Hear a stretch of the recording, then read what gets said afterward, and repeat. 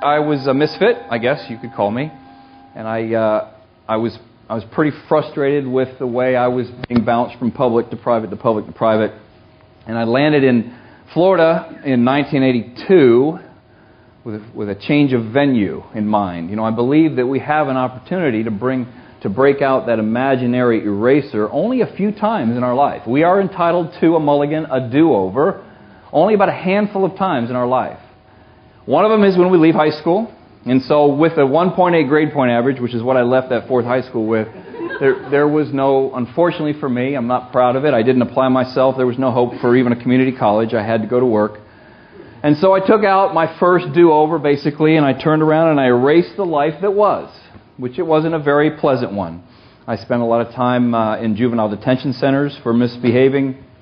I caused my beautiful mother of 6 children, I'm the oldest of 6, to go prematurely gray, and for that I will be forever sorry and in her debt.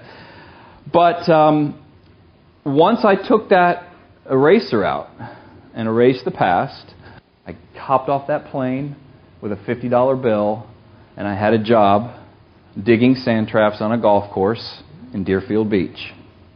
Now, I might believe in the welfare system for what it was designed to do after the last Great Depression, since we're supposed to be in one now. There was one back in the 20s and 30s, and now we're supposed to be in one. But we remember why they put the welfare system into place. Wonderful program, horrible mentality. The welfare mentality, the entitlement mentality, is something that I never believed in. So having a job, earning $180, digging sand traps by hand on a Deerfield Beach golf course, I was as happy as I could be. Not a care in the world. I made enough money to put food on the table and to go shopping at Woolworth. Remember for the 5 and dime Woolworth? That's how I furnished my first apartment from Woolworth. I began to seek, now that I look back, I can't say I did this consciously at the time, because mind you, I was 18 or 19. I began to seek what I talk about in my very first book, this one, my highest calling in life. What is it?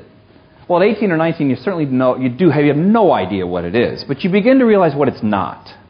And it wasn't being that troublemaking person, just, one step forward, 5 steps back, never getting ahead, always bailing myself out or having somebody else have to do it for me. And I decided right then and there I was going to make something of myself, and I was going to leave my mother something that she could be really proud of.